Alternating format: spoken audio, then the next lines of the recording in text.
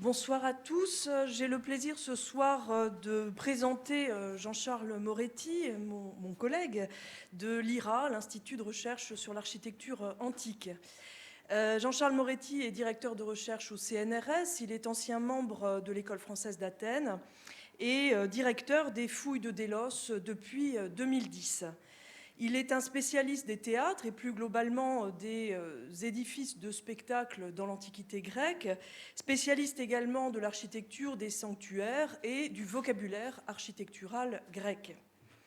Outre ses très nombreux articles et éditions de colloques, il compte à son actif la publication de 3 monographies, non de 4, enfin plusieurs monographies.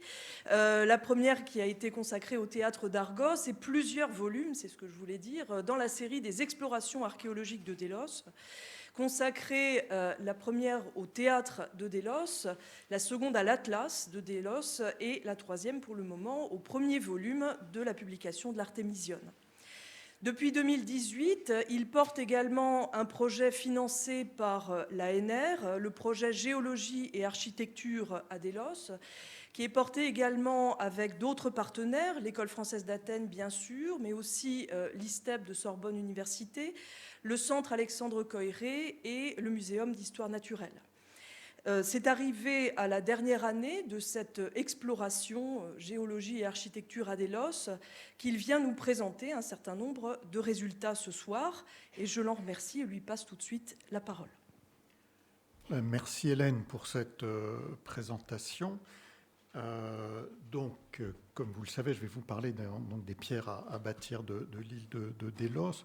Bon, pour ceux qui ne savent pas, mais enfin, je pense qu'il ne doit pas exister dans cette salle. Je vous rappelle où est Délos. Donc, nous sommes tout à fait au centre des Cyclades, avec Paros et Naxos qui se trouvent au sud de cette île, Tinos qui se trouve au nord, et puis Rhénée du côté ouest et Mykonos du côté est. Alors, c'est une île qui est connue dans la mythologie grecque pour avoir été le lieu de naissance d'Apollon et de sa sœur jumelle Artémis. Et le fait est qu'à partir du IXe siècle, on a des traces d'un sanctuaire important et fréquenté pas seulement par les Déliens, qui existe à Délos. Cette île, je donne rapidement le cadre historique.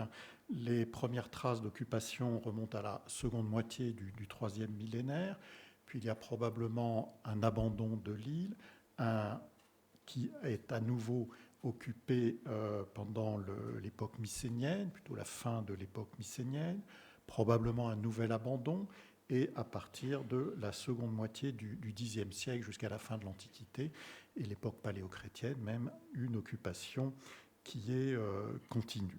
Donc je vous parlais de la naissance de ce sanctuaire à partir de la fin du IXe siècle avant Jésus-Christ. À l'époque archaïque, donc 7e, 6e siècle, une fréquentation du sanctuaire avec des offrandes et des constructions de monuments qui viennent d'autres Cyclades, assurément. Après les guerres médiques, en 478, Délos devient le centre de la ligue créée par Athènes pour continuer la lutte contre les Perses, et à ce moment-là, Athènes va prendre la gestion de la caisse sacrée d'Apollon. Cela se termine en 314 avant Jésus-Christ, entre 314 et 167, période que nous appelons la période de l'indépendance.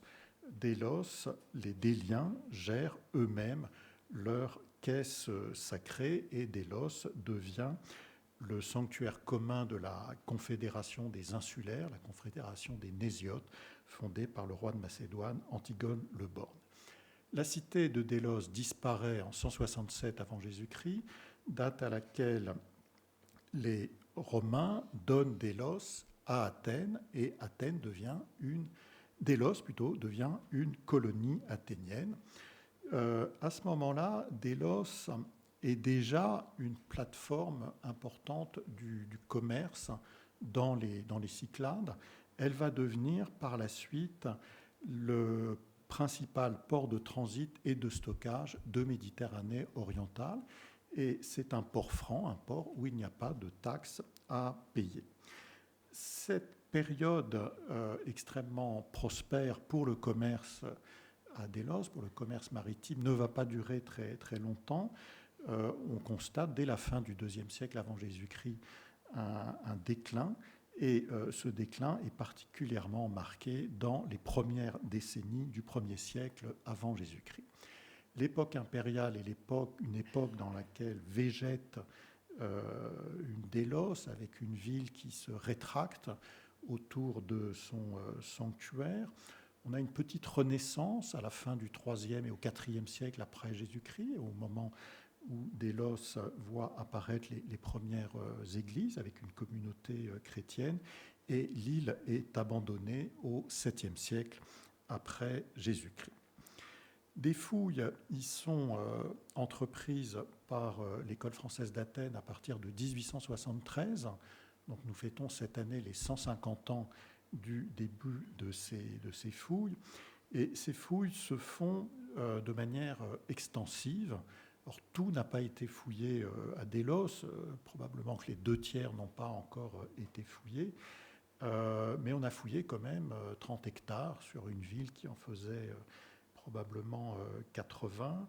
On y a trouvé une centaine de maisons, 2 édifices associatifs, 300 ateliers boutiques, 7 édifices commerciaux de grande dimension, c'est-à-dire pour les plus grands plusieurs milliers de mètres carrés, des points d'eau publics, des édifices publics, civiques, gymnases, établissements de bains, théâtres, stades, hippodromes, une 50aine de sanctuaires. Il n'y avait pas que Apollon et Artémis qui recevaient un culte à Délos. Une muraille très, très tardive, enfin de 69 avant Jésus-Christ, et on a fouillé une ferme, mais on sait qu'il y en avait plus d'une dizaine.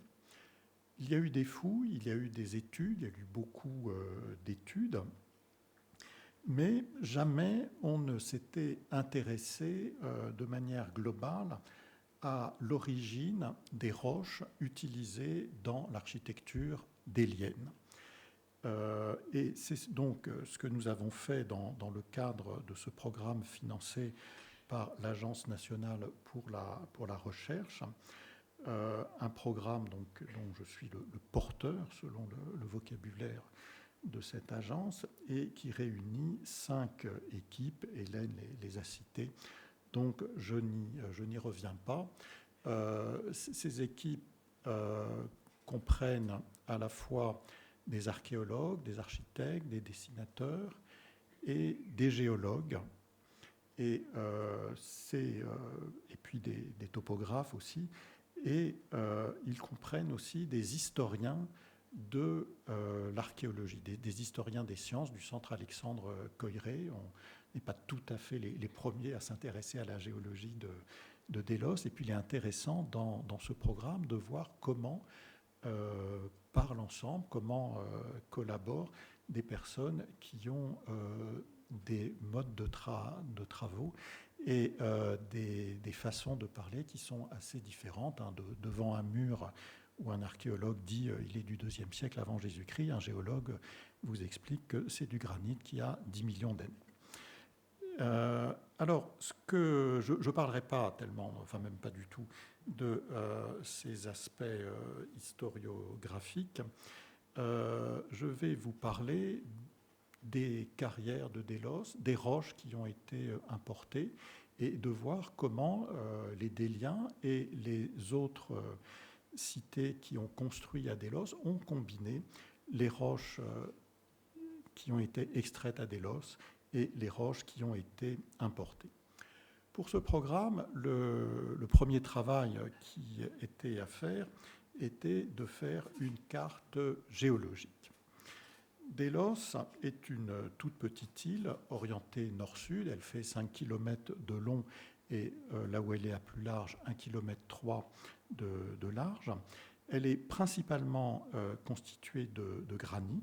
Toute cette zone est presque uniquement du granit.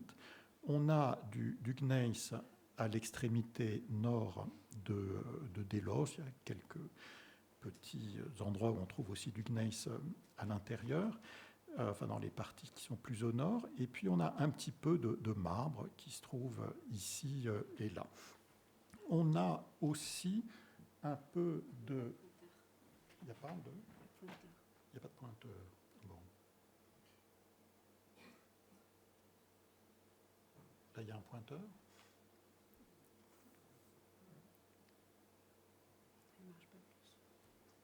Bon. Donc, il n'y a pas de pointeur. Voilà. Donc, ça me fait ça de moins à faire. Donc, le nord est en haut. Voilà. Donc, le rose et le marron, donc c'est du gneiss. Et puis, pratiquement tout le reste, c'est du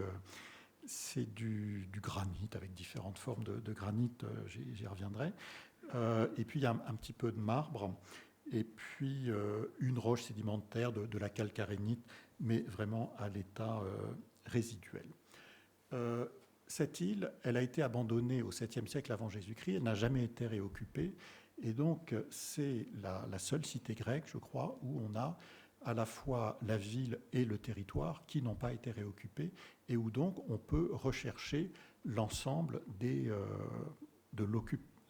différentes formes de l'occupation du territoire, et en particulier des carrières. Il n'y a pas de villa moderne à Delos. Alors ces carrières, on en a repéré 34 actuellement, et je commencerai par vous présenter les carrières de gneiss, donc les carrières qui se trouvent dans le nord de l'île. Le gneiss, c'est une roche qui est foliée, qui est très fracturée, et il a été possible de l'extraire en procédant par clivage, donc uniquement en utilisant une pince de carrier, un levier. Donc on introduit ce levier dans les fractures, et on peut ainsi extraire des blocs bruts qui, par la suite, vont être taillés pour être mis en œuvre.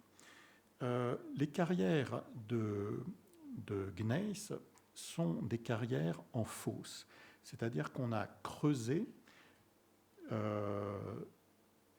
pour descendre en dessous du niveau du sol environnant.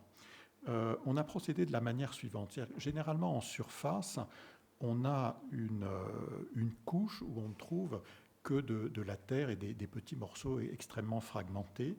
Et c'est ce qu'on appelle la couche de découverte. Donc on enlève la couche de découverte. Elle est représentée en jaune sur cette image. Et puis ensuite, on descend, et ça nécessite d'avoir des rampes pour descendre dans la carrière. Mais l'important n'est pas tellement de descendre dans la carrière que d'extraire les blocs. Et c'est là où la rampe est particulièrement importante. Les rampes sont marquées en rouge avec la flèche vers le bas de la rampe. Bon, ça, c'est un type de carrière qui est typique des zones nord de Delos. Une des difficultés que l'on rencontre à l'étude de ces carrières est de savoir quel était le volume qui en a été extrait. Ces carrières, pendant la zone hivernale, se remplissent d'eau et de terre. Et une des questions est de savoir quelle est la profondeur des sédiments qui sont dans ces carrières. Alors, nous avons fait venir Cécile Finot et Quentin Vital, là, qui est aussi à la Maison de Lorient et à EVA l'année dernière, pour utiliser cet outil qui s'appelle un pénétromètre dynamique, qui nous a permis de descendre à 2,25 m dans la plupart des carrières sans en avoir le fond. Mais comme vous voyez, cela multiplie par 2, voire par 3, ce qui est actuellement visible de la profondeur de ces carrières. Autre question qui se pose à nous pour ces carrières, c'est quel était le régime de propriété. Pour certaines de ces carrières, on voit, et c'est le cas de cette carrière qui est numérotée 1, qu'il y a un mur qui enclôt la carrière et qu'à la fois l'ensemble de la fosse de la carrière et l'ensemble de la découverte, toujours en jaune, est à l'intérieur de cette enclose qui laisse à penser qu'on a là la délimitation d'une propriété privée. Passons maintenant au marbre. 3 carrières de marbre ont été repérées. Elles sont entourées en rouge sur la carte que vous voyez. Une carrière sur la côte est, dont vous avez des photos à droite, et 2 carrières dans la zone centrale qui se trouvait en bordure de la sud de l'agglomération, du moins quand elles ont commencé à être exploitées. Pour exploiter ces carrières, on a utilisé la technique la plus fréquente, en tout cas quand on lit les manuels d'architecture, qui consiste à faire une tranchée d'extraction au pic sur les faces qui ne sont pas dégagées du bloc. Vous en voyez ici une restitution. Puis on introduit au niveau inférieur du bloc des coins en fer qui permettent par fracturation de dégager le lit inférieur du bloc. Alors, les coins, cela fonctionne de la manière suivante. Là, je vous montre des coins qui sont modernes, mais les coins antiques devaient avoir la même forme. On introduit les coins soit dans des logements qui ne reçoivent qu'un seul coin, qu'on appelle des emboîtures, soit qui reçoivent plusieurs coins, qu'on appelle des encoignures. Peu importe, ici, j'insiste sur le fait que le coin, il est effilé à sa partie antérieure, mais il fonctionne par pression de ses joues, de ses flancs. Hein. Il ne s'agit pas un mouvement de pénétration dans la roche. Au contraire, il ne faut pas que l'extrémité du coin touche la roche. Donc il fait pression et il fait éclater le bloc. Le système est le suivant, c'est-à-dire qu'il faut généralement mettre plusieurs coins, et ensuite les coins, il faut qu'ils aient la même pression.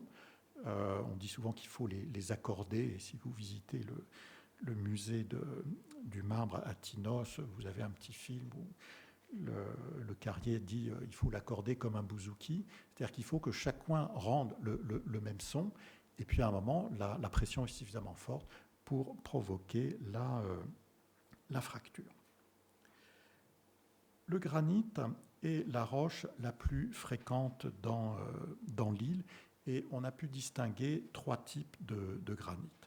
Le granit à amphibole, qui se trouve dans la partie nord-est, a pu être extrait comme le gneiss, simplement avec des leviers, et il a été extrait en fosse. Il n'en va pas de même pour le granit à amphibole biotite et le granit à biotite, qui est majoritaire dans l'île et qui est beaucoup plus résistant. L'extraction de ce granit s'est fait sur des affleurements, donc des zones où le granit dépasse le niveau de la terre environnante, comme vous voyez sur les 2 images qui sont à droite, et on a plus ou moins arasé ces massifs de granit. La technique utilisée pour le marbre, avec des tranchées d'extraction, on en a trouvé une seule trace à Délos que vous avez sous les yeux, et elle est inachevée. Étant donné la dureté du granit, procéder de cette manière était extrêmement coûteux et prenait un temps considérable. Peut-être que c'est le seul bloc de granit qu'on a essayé d'extraire de cette manière à Délos. Très vite, on s'est rendu compte qu'il valait mieux utiliser la fracture que la taille. Et la taille a été utilisée pour faire ces logements, pour placer des coins, et puis pour faire des saignées qui permettaient d'orienter la fracturation. On trouve sur le granit soit des emboîtures isolées, que vous voyez sur la partie gauche de l'image, soit des séries d'emboîtures, comme vous voyez sur la partie droite. On a aussi utilisé ce que je vous disais s'appelait des encoignures, donc des sortes de saignées dans lesquelles on va mettre plusieurs coins. Et assez souvent, on voit qu'on fait simplement une encoignure courte et que, alors vous voyez sur le dessin et vous voyez aussi sur les photos, c'est à partir simplement de cette section, si l'on considère l'encoignure par rapport à la longueur du bloc que l'on veut extraire, donc une toute petite section qui va permettre de provoquer une fracture sur toute la longueur du bloc et sur toute sa hauteur. Donc une économie de la taille pour le résultat escompté. Il est beaucoup plus rare que l'on ait des encoignures qui traversent le bloc, comme vous le voyez ici. Quand les rochers étaient particulièrement élevés, on a combiné des saignées et des emboîtures. C'est-à-dire que l'on faisait des saignées plus ou moins profondes selon la hauteur du bloc à extraire, et au fond, on creusait des emboîtures dans lesquelles on allait mettre des coins. Alors, on ne s'est pas amusé à refaire de l'extraction de cette manière, mais on a, pour rechercher les dimensions des coins utilisés, nous avons fait des coins en bois. Et vous voyez donc à gauche une saignée à emboîture et à droite une saignée à emboîture avec des coins en bois. Et donc, qui sont des coins factices. Hein. Dans l'Antiquité, on utilisait des coins en fer. Alors, sur une des carrières, nous avons restitué par le dessin le mode d'extraction. Cette carrière, qui se trouve dans la partie nord-ouest de l'île, a la forme d'une grande langue et est représentée en mauve ce qu'on appelle le sol de la carrière, donc toute la partie qui a été extraite. Et on s'est arrêté sur un front. Si je me lève, ça ne sera plus enregistré. Donc c'est très embêtant de ne pas avoir finalement cette... enfin, vous voyez là où il y a des petits triangles mauves, c'est le front de la carrière. Alors on a procédé de cette manière, c'est-à-dire que comme vous le voyez là, on a commencé par le haut, donc qui est le nord, et puis on a petit à petit progressé dans la carrière. Et la situation était d'autant plus favorable que le sol de la carrière correspond à une fracture naturelle qui parcourt horizontalement la carrière. Donc il suffisait de provoquer avec des coins des fractures verticales pour pouvoir extraire des blocs. On a procédé de cette manière, donc on faisait des saignées au pic, au fond de la saignée avec une pointe, éventuellement un ciseau et une massette, on creusait des emboîtures, puis on plaçait les coins. Le bloc là, dont on restitue l'extraction, il y avait 21 coins. Donc on peut imaginer qu'il y avait plusieurs personnes qui travaillaient sur le même bloc et plusieurs personnes en particulier qui allaient frapper en même temps sur les coins pour provoquer la fracture verticale. Une fois que la fracture verticale avait été provoquée, il fallait basculer ce bloc, soit uniquement avec des leviers, soit en tirant sur le bloc. Cette carrière, elle a été abandonnée probablement volontairement à un moment où la hauteur du banc de granit était tellement haut qu'il n'était plus possible de provoquer avec les coins des fractures verticales. Et c'est ce que vous voyez sur l'image en bas à droite. On voit bien dans la partie haute, la partie qui était la saignée, qui a été taillée et donc qui est verticale. Et puis en dessous, la fracture, elle ne s'est pas faite verticalement, elle s'est faite en biais. Et c'est pour ça que l'on a cessé d'exploiter cette carrière. Dans les carrières, on extrayait des blocs, mais à vrai dire pas seulement des blocs d'architecture, et ces blocs étaient équarris, c'est-à-dire que dans la carrière même, on leur donnait grossièrement la forme que l'on souhaitait sur le chantier, en conservant du gras-de-taille qui protégeait le bloc pour le transport. Et il n'y a que dans une carrière où on a trouvé des blocs équarris et qui correspondent à un lot où l'on a des parallélépipèdes au nombre de 33, des tambours et des chapiteaux doriques. Tout cela peut rentrer dans une colonnade. Donc là, on a probablement une commande qui n'a pas été livrée. Alors pour quelle raison ? On ne peut pas le déterminer, mais ça montre bien l'image que nous donnent ces carrières. Ce sont des carrières qui étaient exploitées à la demande. Quand il y avait une commande, on extrayait ce que l'on souhaitait dans la carrière. Ce ne sont pas des carrières où l'extraction est continue, avec un stockage, puis une vente des blocs. L'exception qui confirme la règle qu'il n'y avait pas que des blocs d'architecture dans ces carrières, c'est ce mortier que vous voyez au bas de l'image. Les blocs, une fois extraits, devaient être transportés vers la ville. Ça pouvait se faire sur des chariots. Quand les carrières étaient un peu éloignées de la ville, il était plus simple d'utiliser des bateaux.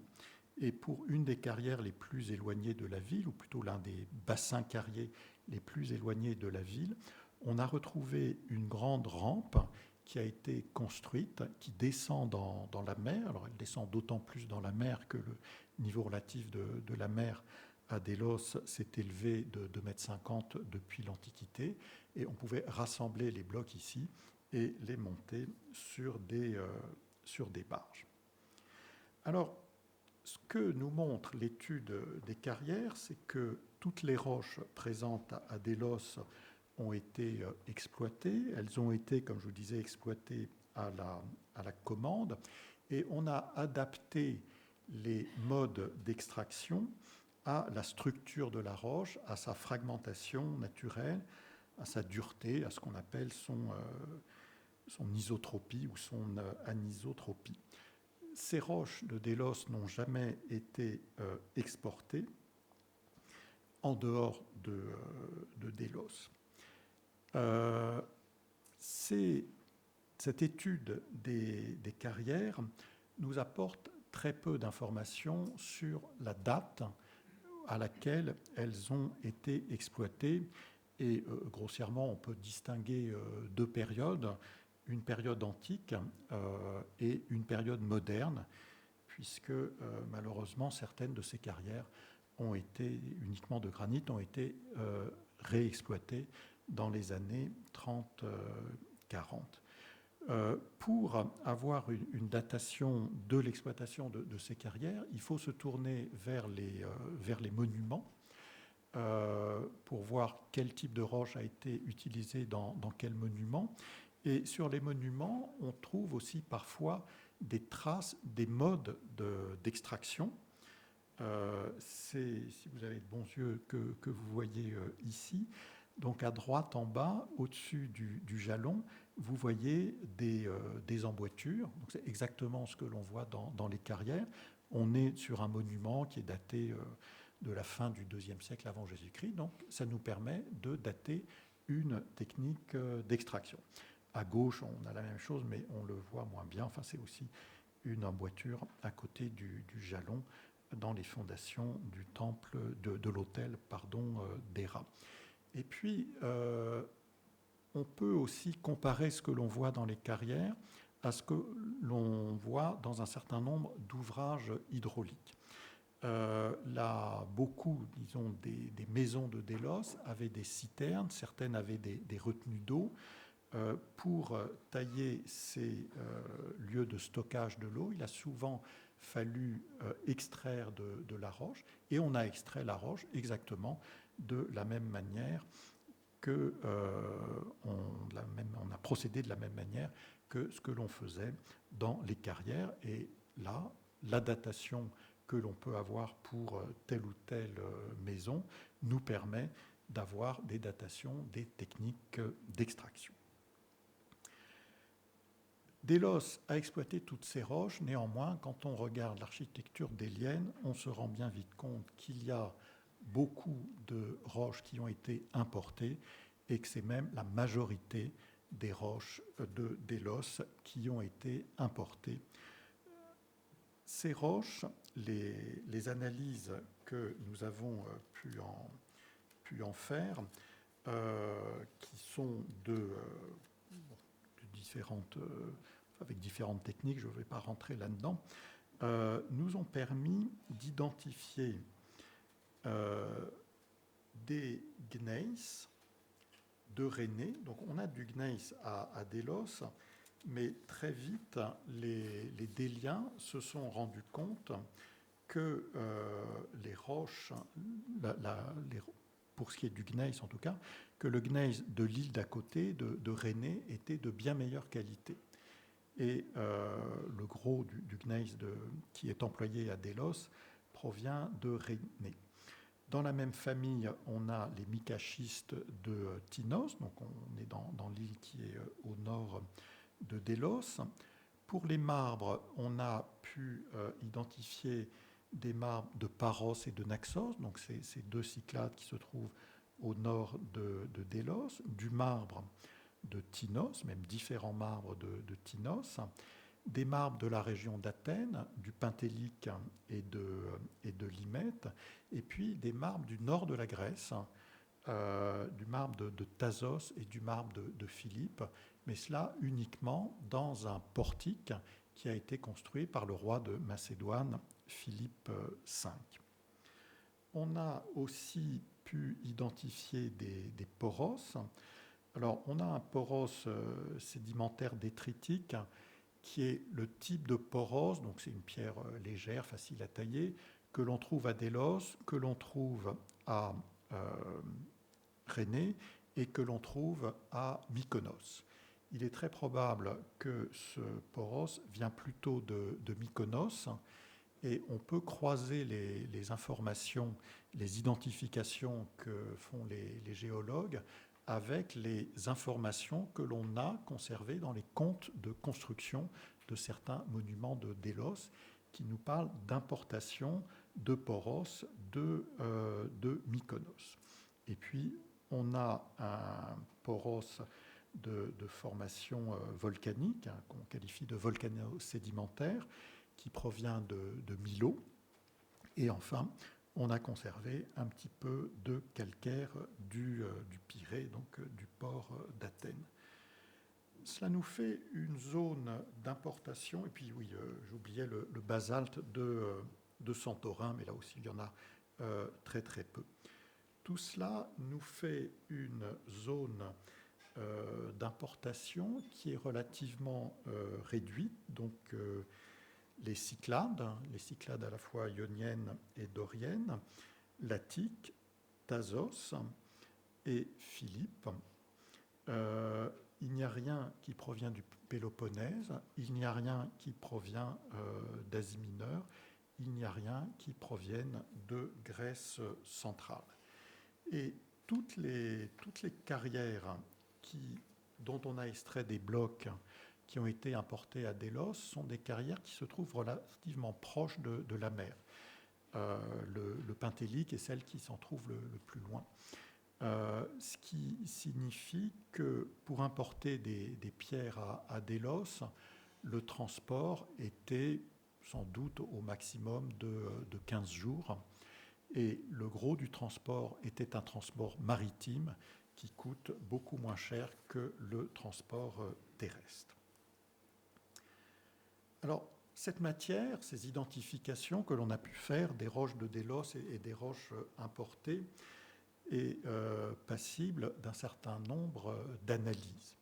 Alors, je vais vous présenter non pas l'ensemble des résultats de ce qu'ont pu faire 20 personnes en 5 ans, mais un certain nombre de pistes de réflexion avec quelques exemples des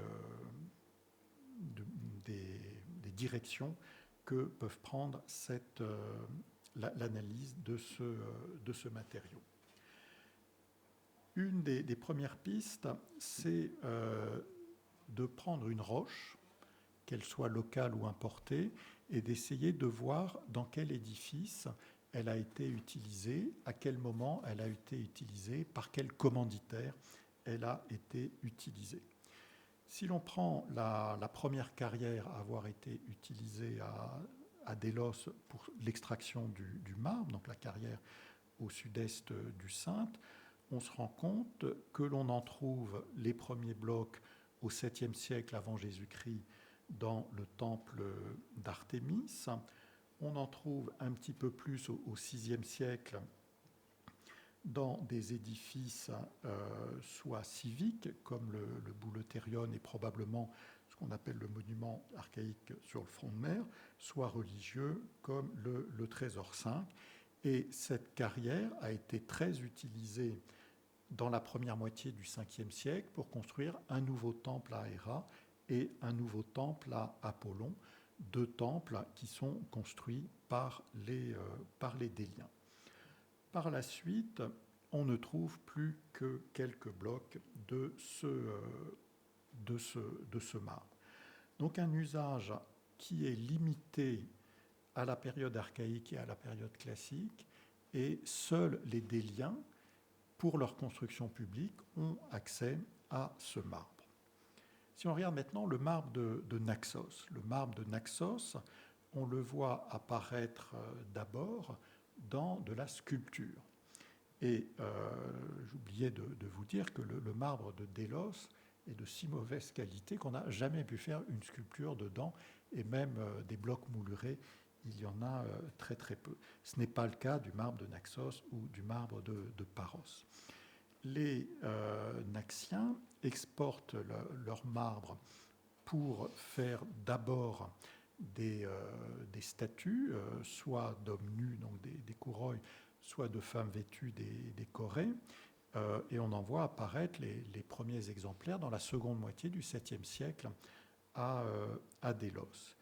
Ils utilisent leur marbre pour de l'architecture à partir du début du VIe siècle, dans le trésor qu'ils construisent, qu'on appelle l'oikos des Naxiens, puis dans les propylées, et c'est eux aussi qu'ils construisent, puis dans ce portique des Naxiens, là aussi construit par les ressortissants de cette île.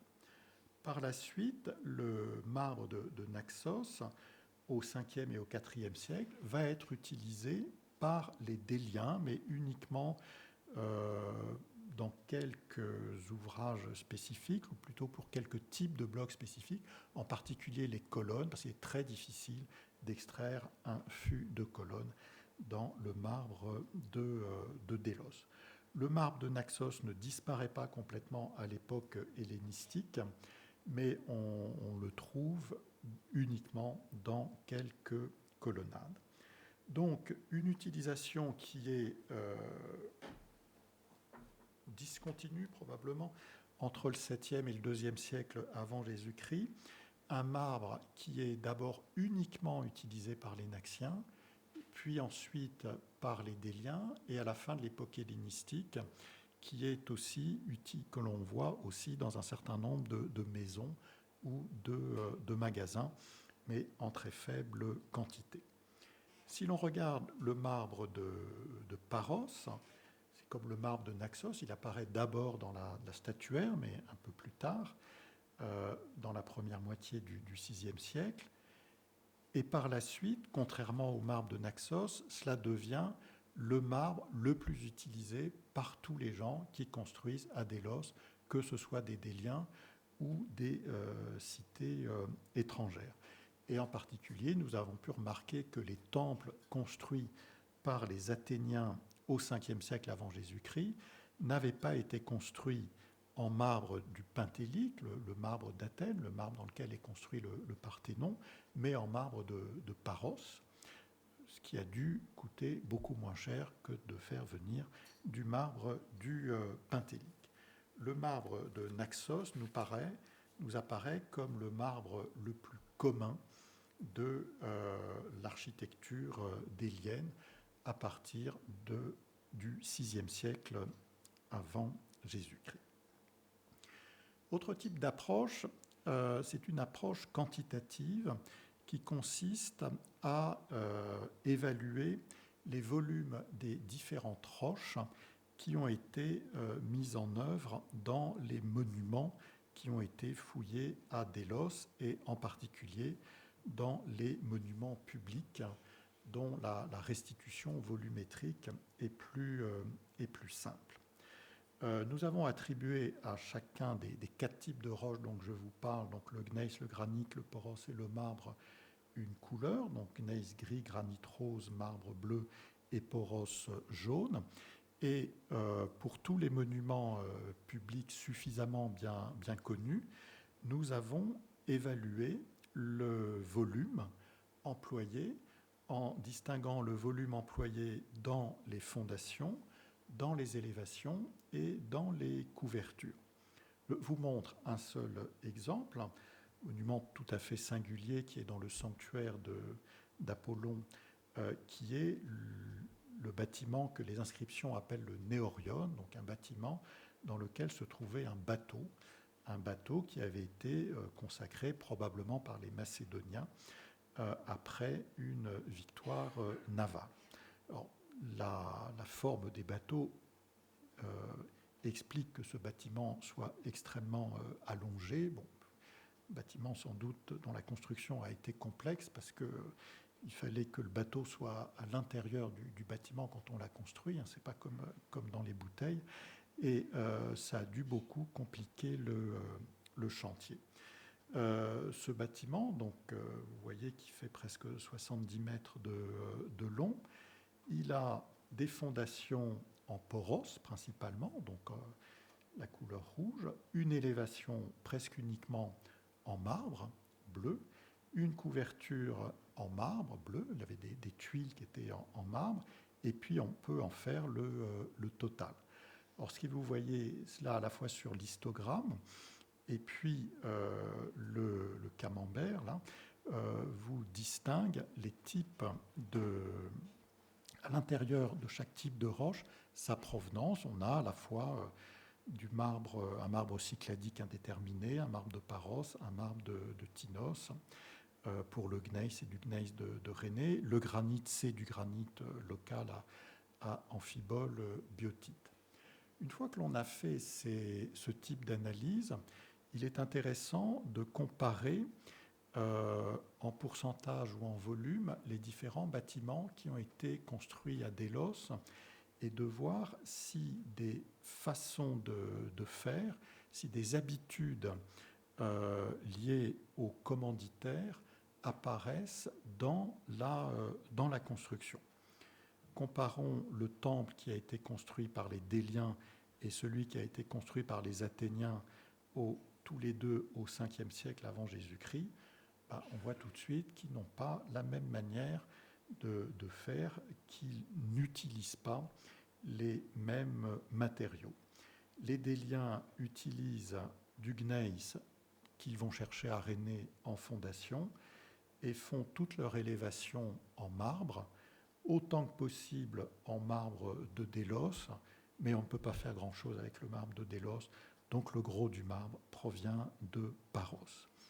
Les Athéniens, ils ont pour habitude de faire des fondations en poros. Donc ils importent du poros et ils font de l'élévation en marbre. Plutôt que de faire venir du marbre du Pentélique, comme je vous le disais, ils font venir du marbre de l'île voisine, de Paros, et comme tout ça est du marbre blanc, seuls des spécialistes qui font des analyses isotopiques peuvent s'en rendre compte. Et on voit bien que nous sommes les premiers à nous en rendre compte par l'évolution des techniques d'analyse. On peut aussi comparer les constructions qui ont les mêmes commanditaires. Si l'on compare les constructions civiques des Déliens, on voit que les Déliens, ils construisent principalement avec du gneiss, qui est du gneiss de Rhénée, et puis ils ajoutent un petit peu de marbre bleu, mais vraiment de manière très, très faible pour ce qui est du pourcentage. Autre type d'approche, ça consiste à voir les types d'usage des différentes roches pour les types de pièces que l'on veut sculpter. Et c'est surtout intéressant pour les pièces de grande longueur ou les pièces de forme singulière qui portent des moulures. Un exemple, celui des poutres. À Délos, on ne trouvait pas seulement des poutres en bois, on trouvait aussi des poutres en pierre. On est dans une région, les Cyclades, où les arbres sont rares, et on a aussi fait des poutres en pierre. Les premiers à en faire, ce sont les Naxiens, qui, à partir du début du VIe siècle avant Jésus-Christ, se sont mis à couvrir tous les édifices qu'ils ont consacrés à Délos, les 3 monuments qu'ils ont consacrés à Délos, avec des poutres en pierre. Et donc, dans cet oikos des Naxiens que vous avez sous les yeux, au-dessus des colonnes, qui sont aussi en marbre de Naxos, vous avez des poutres qui sont en marbre de Naxos, des chevrons, des faîtières, des pannes. Et toutes les tuiles sont aussi en marbre de Naxos, qui représentent un poids considérable. Les Naxiens font des poutres en marbre de Naxos, ce sont les seuls à faire des poutres en marbre de Naxos. Quand, bien plus tard, au IIIe siècle avant Jésus-Christ, les Déliens ont besoin de faire des poutres en pierre pour couvrir la citerne associée au théâtre, ils vont chercher du schiste à Tinos, et ce sont ces poutres qui sont, malheureusement je ne peux pas vous les montrer, qui portent des dalles et des margelles dans cet ouvrage. On va retrouver ce schiste de Tinos dans des poutres qui couvrent des citernes dans des maisons au IIe siècle avant Jésus-Christ, et c'est le cas dans la citerne de la maison des Tritons. Et on peut voir là un phénomène qui est assez courant, c'est-à-dire qu'on a l'introduction d'un matériau et d'une forme dans l'architecture publique, et ce matériau et cette forme sont repris dans l'architecture privée, parfois avec des dimensions qui sont moindres. Alors, on pourrait faire ça aussi, on l'a fait pour l'étude de blocs sculptés, par exemple dans l'ordre dorique. Si on regarde les triglyphes, pendant très longtemps, tous les triglyphes sont en marbre de Paros. Et ce n'est que tardivement et rarement, au IIe siècle avant Jésus-Christ, qu'on voit des triglyphes en marbre de Tinos. Donc on voit qu'il y a un choix du matériau en fonction de ce que l'on veut tailler dans ce matériau. Et puis enfin, on peut faire une histoire de l'architecture délienne à partir des matériaux qui ont été mis en œuvre. En associant cette analyse des matériaux avec l'origine de ces matériaux, la manière dont ils sont associés, la différence de commanditaire que l'on a pour ces matériaux, les formes d'emploi, et puis les coûts de ces matériaux, ce que l'on peut faire un peu grâce aux comptes de construction publique uniquement que l'on a conservés à Délos. Par exemple, dans les comptes de la construction du théâtre, à un moment, il faut faire venir du marbre de Paros. Donc, on paie des frais de mission pour les commissaires qui suivent les travaux, pour qu'ils partent à Paros. Ils touchent 60 drachmes, qui est une somme assez importante. Ils vont visiter les carrières et ensuite on voit apparaître dans les comptes le coût du transport de Paros à Délos. Et puis une fois que c'est à Délos, il faut monter les blocs jusqu'au théâtre et puis ensuite on a la mise en œuvre.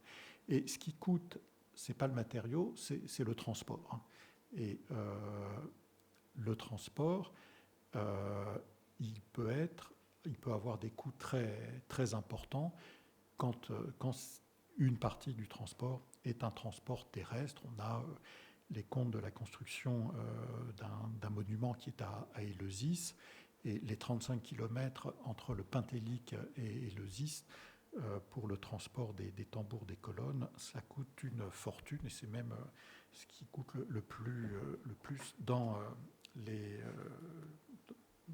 constructions grecques quand on importe des matériaux étrangers d'assez loin. Alors, voyons très rapidement cette histoire de l'architecture délienne d'après ces matériaux. On voit au IIIe millénaire des constructions extrêmement modestes qui sont uniquement faites avec des moellons de granit et de gneiss locaux qui ne sont pas taillés, c'est simplement de la pierre qui est ramassée. À l'époque mycénienne, on utilise encore ce type de moellons de granit et de gneiss. On trouve aussi des moellons de marbre dans cette architecture. Et dès cette époque, on importe du gneiss de l'île d'en face, de Rhénée. Dès cette époque, on a compris que ce matériau était beaucoup plus facile à tailler. L'époque archaïque est l'époque, donc 7e, 6e siècle, où apparaissent les premières importations de marbre de Naxos, puis de Paros, et un petit peu de Tinos, avec, comme je vous le disais, les Naxiens qui monopolisent leur marbre, les Pariens qui le diffusent largement à partir de la seconde moitié du VIe siècle, et les Déliens qui commencent timidement à utiliser le leur. À cette époque archaïque, tout le monde utilise du granit de Délos, tout le monde utilise du gneiss de Rhénée et non pas de Délos. Et quand on regarde même les monuments naxiens, dans les monuments naxiens, il y a du marbre de Naxos, mais il y a du granit de Délos et du gneiss de Rhénée. On commence à voir les premières importations de Paros, peut-être de Mykonos, mais nous n'en sommes pas sûrs. L'époque classique est une époque où on utilise beaucoup de marbre de Paros, où les Déliens continuent à utiliser leur marbre, qu'ils complètent avec du marbre de Paros et secondairement avec du marbre de Naxos. Et tout le monde continue à utiliser du granit de Délos, du gneiss de Rhénée. Et les Athéniens, là, sont les seuls à utiliser leur poros auxquels ils se sont habitués dans la construction à Athènes, où ils utilisaient le poros de l'île même de Poros. À l'époque de l'indépendance, entre 314 et 167, le marbre de Paros reste le plus fréquent, le marbre de Tinos le concurrence, et les Déliens, à ce moment-là, vont ouvrir les carrières qui se trouvent au centre de l'île et l'utiliser abondamment pour leur temple d'Aphrodite, pour entourer le barrage qu'ils construisent pour retenir les eaux de l'Inopos, pour construire le mur de soutènement des gradins du théâtre et pour construire ce grand hall, cette grande salle hypostyle qui servait aux transactions financières dans l'île.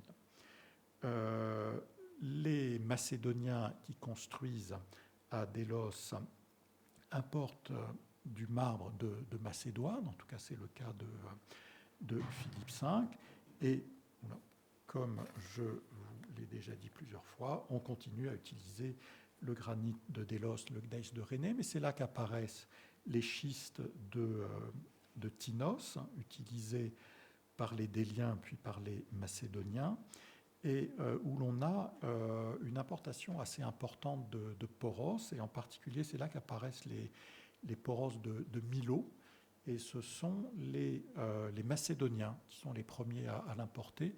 Les Macédoniens utilisent beaucoup le poros en Macédoine, ils construisent avec leur type de matériaux, sans faire venir du poros de Macédoine, et ils ont remarqué qu'il y avait du poros à Milo, et ils vont l'importer.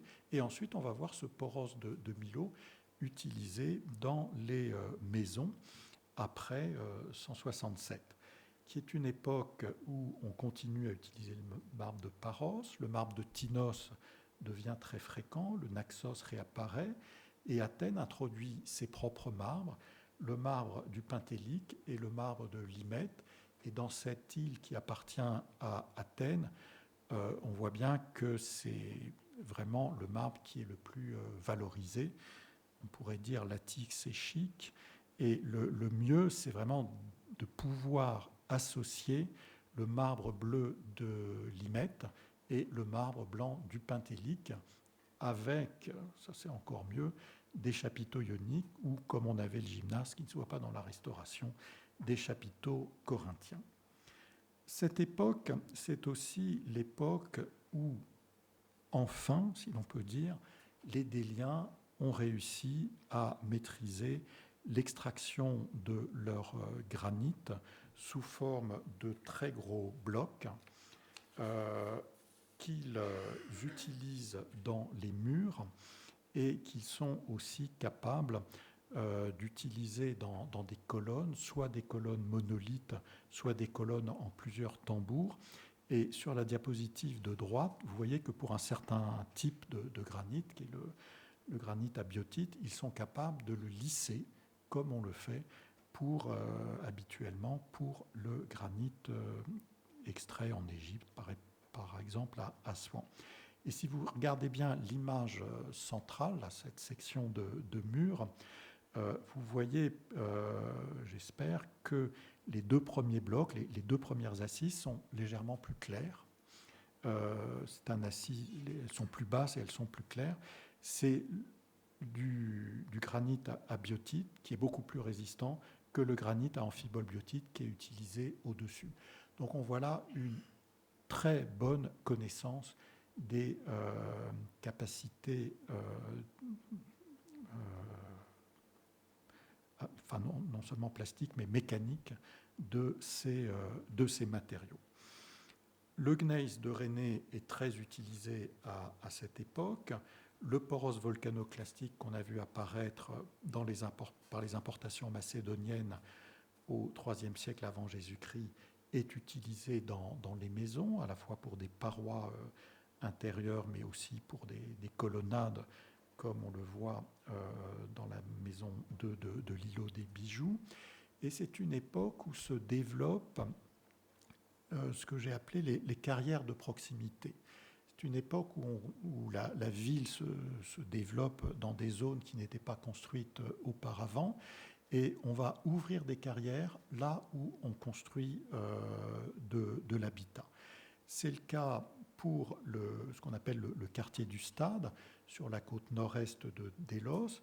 Quand on construit le quartier du Stade, on ouvre les carrières à amphiboles marquées par des points rouges sur cette image. Et ce qui se fait à l'échelle d'un quartier, c'est fait aussi à l'échelle d'une habitation. C'est ce qu'on voit très bien pour cette maison de Fourny, donc, qu'étudie Hélène. Et on a la carrière qui a été ouverte juste au-dessus de la maison pour fournir du granit et un petit peu de gneiss. À cette époque, fin du IIe, début du Ier siècle avant Jésus-Christ, on construit beaucoup, on construit vite et on arrête de construire des murs en marbre paré. On construit beaucoup en gneiss, en granit, en marbre, avec des moellons où le type de roche utilisée n'a aucune importance. Tout ça est stuqué, rien de tout cela n'a des lits bien taillés, à l'exception du marbre qui est le plus facile à tailler. d'une certaine façon, on empile tous ces blocs avec des petites cales, et ensuite tout cela est stuqué. Et donc le bloc non taillé, le moellon, que l'on a vu apparaître au troisième millénaire, connaît une belle renaissance aux environs de 100 avant Jésus-Christ. L'important dans le choix de chaque bloc est simplement sa résistance à la compression. C'est la seule qualité qui est prise en compte, peu importe que ce soit du marbre, du gneiss, du granit, et qu'il soit importé ou qu'il ne le soit pas. Donc je conclus mon exposé en vous disant qu'une des grands apports, je crois, de notre étude, c'est d'une part d'avoir fait, je crois que c'est une première, l'étude d'une ville complète, pour autant qu'elle est fouillée, et du territoire avec ses ressources lithiques. Ça n'avait jamais été fait, ce qu'on fait beaucoup en Grèce. On s'est d'abord concentré sur les carrières de marbre. Maintenant, on s'intéresse aussi aux carrières de Poros, mais on s'est beaucoup plus intéressé aux carrières d'où ont été extraits des blocs qui ont été exportés qu'aux petites carrières de proximité que je vous ai montrées. Et les carrières de gneiss, les carrières, certaines des carrières de granit que je vous ai montrées, le volume qui en a été extrait, ça permettait de construire 3-4 maisons. C'est vraiment très très peu, et elles étaient, comme je vous disais, ouvertes à la demande. L'autre rapport, c'est de montrer, et je n'avancerai pas de chiffres, mais que les blocs importés, la roche importée a été très majoritaire à Délos. Comme il en allait pour d'autres matériaux, pour tous les métaux, comme il en allait aussi pour le bois, comme il en allait pour les denrées alimentaires. Et de ce point de vue-là, Délos est exceptionnel dans un monde grec qui valorisait les produits locaux et dans des cités où l'autonomie était une des valeurs fondamentales. Je vous remercie.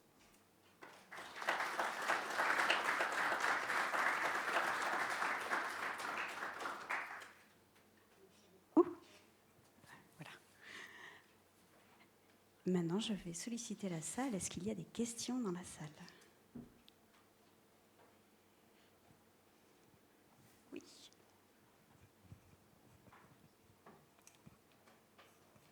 Oui.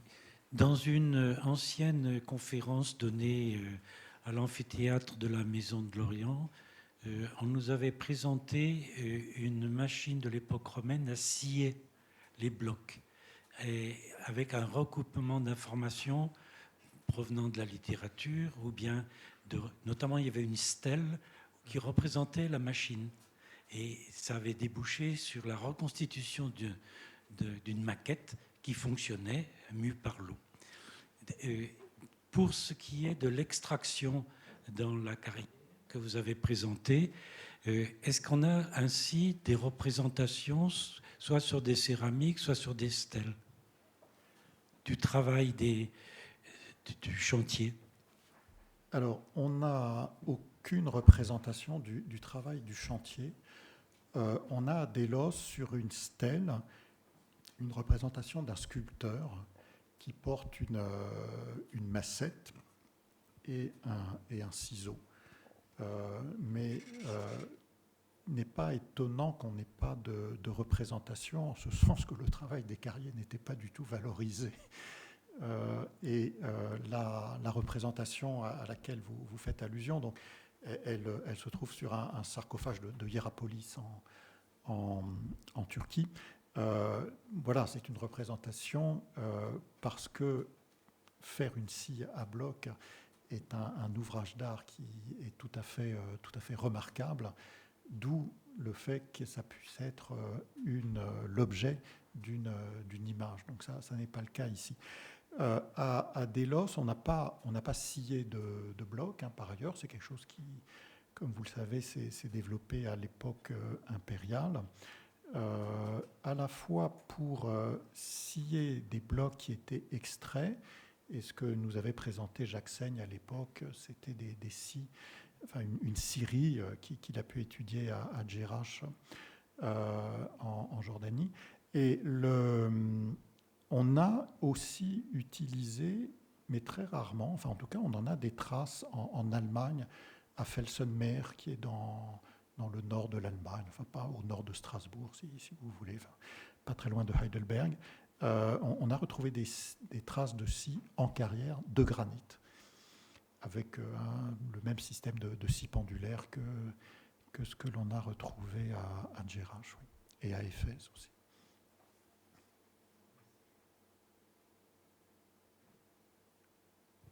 Une autre question? Je me demandais pourquoi les Déliens voulaient utiliser leur propre marbre, étant donné que c'était pas du marbre de très bonne qualité. Et ils utilisaient à la fois leur propre marbre et celui des autres îles, mais ils insistaient aussi sur leur propre utilisation. Est-ce que c'est question des prix des importations ou c'est autre chose? Si ma question était claire. Alors, votre question est claire, oui. Je pense que c'est les deux. C'est-à-dire qu'il y a à la fois, du point de vue économique, c'est moins cher d'importer du marbre d'utiliser plutôt du marbre de Délos, même si pour la carrière qui était au sud-est du Saintes, on était obligé de mettre ces blocs de marbre sur des bateaux pour qu'ils fassent le tour de l'île. C'est une carrière qui est en bord de mer, donc ce qui facilite le chargement des bateaux. Mais sinon, il aurait fallu passer la petite montagne qui a Délos, qui s'appelle le Saintes, et ça revenait moins cher de le mettre sur des bateaux. Par ailleurs, ce que l'on voit, c'est que ce marbre n'est pas utilisé par d'autres et que dans les constructions commanditées par les Déliens, ils font tout pour qu'il y ait une partie qui soit en marbre de Délos. Donc il y a sans doute une certaine fierté pour utiliser le matériau local. Et c'est très frappant dans le temple qu'ils ont consacré au dieu Apollon au début du 5e siècle avant Jésus-Christ. Ils ont fait les degrés, toute la crépice avec du marbre de Délos et les 3 premières assises des murs. Et après ils n'y arrivaient plus, quoi. Donc après, tout le reste est en marbre de Paros. Mais tout ce que l'on voyait à hauteur des yeux était en marbre de Délos. Et quand 2 siècles plus tard, ils ont consacré à un Ptolémée, enfin probablement à Ptolémée III, une statue devant le temple d'Apollon, ils sont encore allés chercher un bloc de marbre, du même marbre de Délos, pour qu'il y ait une homogénéité de matériaux entre les deux. Voilà. Donc le marbre de Délos, c'est vraiment le marbre des Déliens qui montrent qu'ils sont capables de l'extraire, qui sont capables de le sculpter, et ce qu'ils ont fait est très, très bien taillé. Ensuite, les limites de l'usage, c'est la fragmentation de ce marbre. Et ils n'ont jamais, ils ne pouvaient pas faire une colonne ou un chapiteau dorique, et encore moins un triglyphe avec ce marbre. Donc il a fallu se résoudre à l'importation.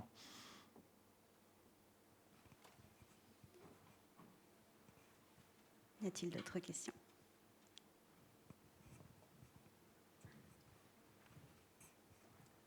Bonsoir. Vous avez évoqué des poutres en marbre. Est-ce qu'on a idée de leur portée? Alors oui, très exactement. Alors, ce qu'il y a, c'est que je n'ai pas les chiffres en tête, mais je pense qu'on doit être dans les 4 mètres. Et selon vous, est-ce qu'elles étaient standardisées ou pas? Alors, dans ce que je vous ai montré, elles sont standardisées, c'est-à-dire qu'on a plusieurs poutres qui sont de la même dimension. Et on a à la fois les entrées, en tout cas des poutres horizontales et des chevrons qui sont dans ce matériau. Oui. Et ça, c'est un peu une spécialité des Naxiens. Le premier usage qu'ils en font, c'est à Délos, dans ce monument qu'ils offrent à Apollon, mais qui était le prototype des prototypes à l'époque. Ils n'avaient pas, enfin, par la suite, ils ont fait quelque chose d'un peu comparable à Naxos, mais à l'époque, ça n'existait pas à Naxos. Et à Naxos aussi, ils ont utilisé des poutres en marbre.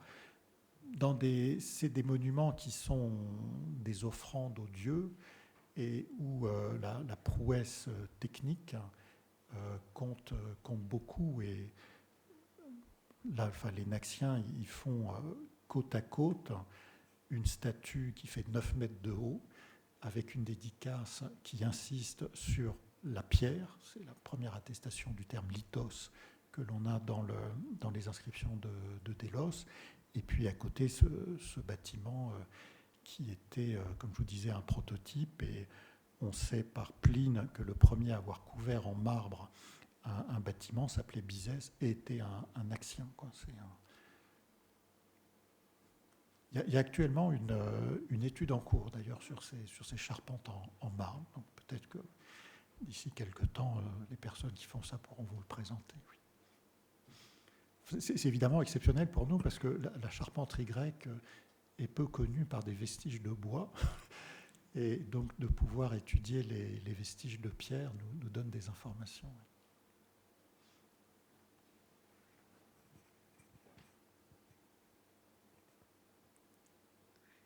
Est-ce qu'il y a encore des questions dans la salle? Oui. Bonjour. Moi, je voulais vous poser une question plutôt sur, justement, est-ce que vous avez pu faire des comparaisons avec les cités d'origine? Alors, vous l'avez un petit peu évoqué. Et ma question, c'est plus sur le fonctionnement du chantier. Alors, on voit que chaque cité amène des blocs qui viennent de chez eux. Et est-ce que ça sous-entend qu'il y a aussi les artisans et le savoir-faire qui sont amenés pendant les travaux, justement, sur cette île? Merci. Alors, les comparaisons avec les cités d'origine, nous le faisons. Enfin, nous le faisons, et il est évidemment très intéressant de voir l'écart entre la manière dont, par exemple, les Athéniens construisent à Athènes et les Athéniens construisent à Délos. Donc, je disais, à Athènes, ils font des fondations en poros, à Délos aussi, ils font des fondations en poros. Mais ce n'est pas le même poros. Ils construisent avec des élévations en marbre blanc, mais à Athènes, c'est du pentélique, à Délos, c'est du paros. Et c'est aussi intéressant de voir comment chacun utilise ses propres matériaux avec très probablement ses propres artisans.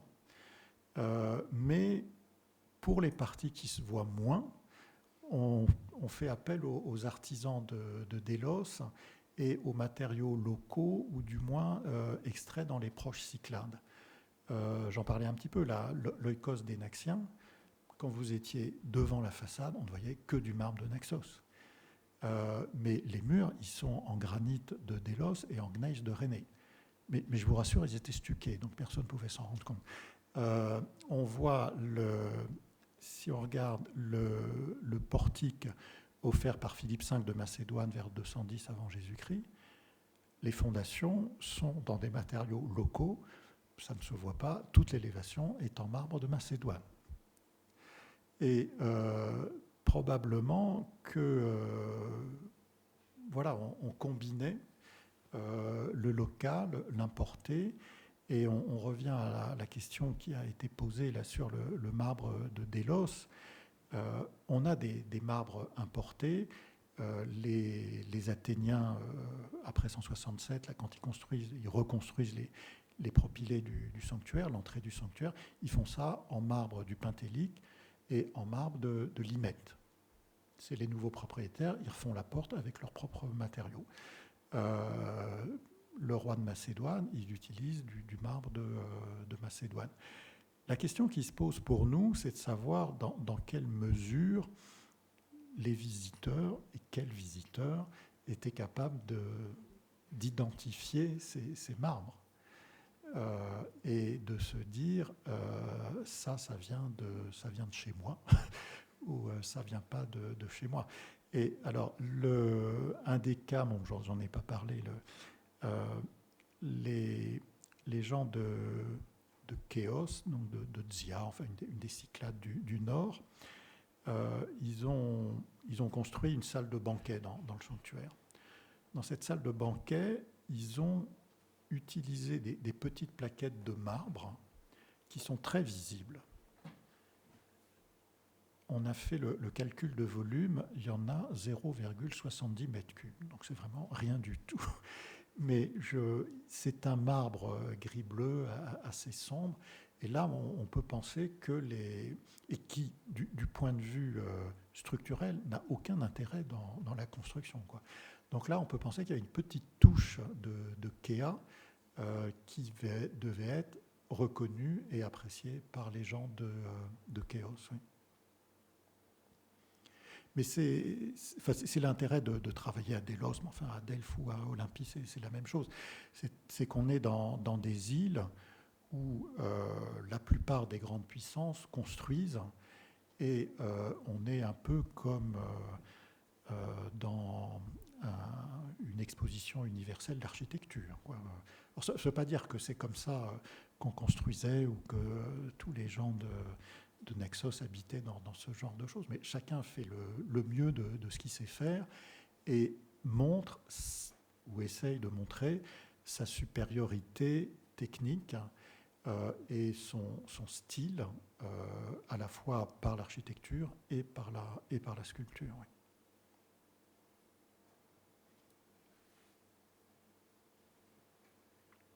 Y a-t-il encore des questions? Non? Bien, merci beaucoup. Je rappelle que MOM Édition est présent avec quelques ouvrages sur le sujet, plus ou moins. Et je vous invite aussi à venir à la prochaine conférence qui se tiendra au même endroit sur un tout autre sujet. On part en Galilée, cette fois, au château de Belvoir, au XIIe siècle. Voilà, et ça sera, que je ne me trompe pas, le 8 février. Merci beaucoup.